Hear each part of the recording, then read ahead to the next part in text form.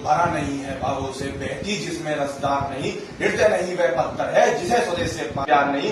जी हाँ, आज मैं एक ऐसे व्यक्ति के बारे में बात करने आ गया हूँ जिसने सनातन और भारतवर्ष की रक्षा के लिए अपना बलिदान देने से भी पीछे नहीं हटे। जी हाँ, आज मैं वीर बहादुर बंदा सिंह जी के बारे में बात करने आ गया हूँ। वो वीर बहादुर बंदा सिंह जी जिनकी शौर्य की गाथा आज भी माँ अपने बच्चों को सुनाती है। वीर बंदा बहादुर सिंह जी का जन्म 1670 में होता है। उसके बाद वह महज जब उन्हें बचपन से ही उनके पिताजी घुड़सवारी से लेके हथियार चलाना, वेश शास्त्र सब कुछ सिखाते हैं। इसके बाद जब वह एक बार शिकार पे जा रहे होते हैं, उन्हें घुड़सवारी का शौक होता है, तो वह शिकार पे जा रहे होते हैं। तो शिकार पे जाते टाइम वो एक गलती से हिरणी का शिकार हो जाता है उनसे, और हिरणी का शिकार देखते टाइम वह जब देखते हैं तो वह हिरणी गर्भवती होती है। वो गर्भवती देख के उन्हें बहुत अफसोस महसूस होता है, और उस अफसोस महसूस में वह बैरागी का जीवन अपना लेते हैं। और बैराग धारण करने के बाद वह 1691 में महाराष्ट्र चले जाते हैं।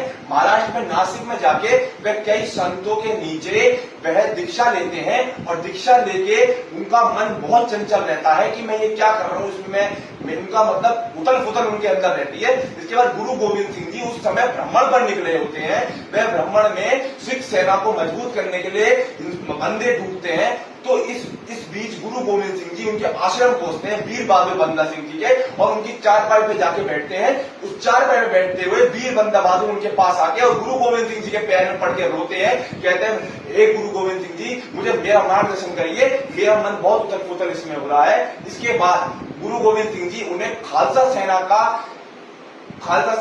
का नेतृत्व करने के लिए पंजाब भेज देते हैं मुगलों के खिलाफ। जब वे वहां जा रहे होते हैं तो उनको सिर्फ 5 सैनिक और कुछ हथियार उन्हें दे दिए जाते हैं। इसके बाद जब वे पंजाब जाते हैं तो पंजाब में वे किसानों को अपनी सेना में शामिल करते हैं, खालसा सेना में, और अपनी सेना को मजबूत करते हैं। इसी बीच वे कहतन में मुगल अपना सोना लेके जा रहे होते हैं, उस सोना को लूट लेते हैं। और उसके बाद वे 10,000 से ज्यादा सैनिकों को अपनी सेना में जोड़ लेते हैं, किसानों को, और 5,000 से ज्यादा उनके पास घोड़े हो जाते हैं। और ऐसे करते करते उनकी सेना 19,000 तक पहुंच जाती है। इसके बाद मुगलों के बादशाह होते हैं। तो इसके बाद हमारे वीर बहादुर बंदा सिंह जी समाना में हमला करते हैं। वो समाना जिसका जो नेतृत्व और जिसकी सब कुछ संभालने का दायित्व वजीर खान पे होता है, वही वजीर खान जिसने 34 साल पहले हमारे वीर गुरु तेग बहादुर जी का शीश काटा था। तो गुरु गोविंद सिंह जी ने वीर बंदा बहादुर को ये एक जिम्मेदारी दी थी कि तुम्हें इसको मारना ही मारना है। तो इसके बाद वे समाना में हमला करने के बाद 10,000 मुगल सैनिकों को मार देते हैं और पूरे समाना को तहस नहस कर देते हैं। इसके बाद वजीर खान कांप उठता है और सरिंद भाग जाता है। इसके बाद हमारे वीर बंदा बहादुर जी सरिंद पर हमला करके, उनके पास 35,000 सैनिक होते हैं वीर बंदा बहादुर सिंह जी में, और वह वहां पे हमला करते हैं सरिंद पे, और अपने सबसे वफादार सैनिक फतेह सिंह को जिम्मेदारी सौंपते हैं वजीर खान को मारने की। और फतेह सिंह तोपों को नष्ट करता हुआ, सैनिकों को मारते हुए वजीर खान के पास पहुंच जाता है, और वजीर खान की गर्दन को उखाड़ के फेंक देता है, और गुरु गोविंद सिंह जी और हमारे खालसा पंथ का बदला पूरा होता है। इसके बाद ये हमारे वीर बंदा बहादुर सिंह जी की कुछ जीवनी थी। और मैं आपको ये कह देना चाहता हूँ, वीर बंदा बहादुर सिंह जी अंतिम तक उन्होंने अपना बलिदान दे दिया, लेकिन अपना धर्म नहीं छोड़ा।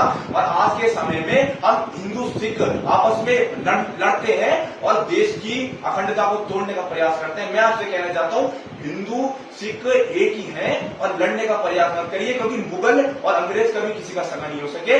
क्योंकि मुगल ना कोई धर्म से ताल्लुक रखते थे, उनका सिर्फ एक ही लक्ष्य था, जहां जाओ उसे लूटो, बर्बाद करो और वहां की संस्कृति को खत्म करो। मैं आपसे हाथ जोड़ के निवेदन करता हूं कि अपनी अखंडता बनाए रखें और भारतवर्ष को आगे बढ़ाने का प्रयास करें। जय हिंद, जय भारत।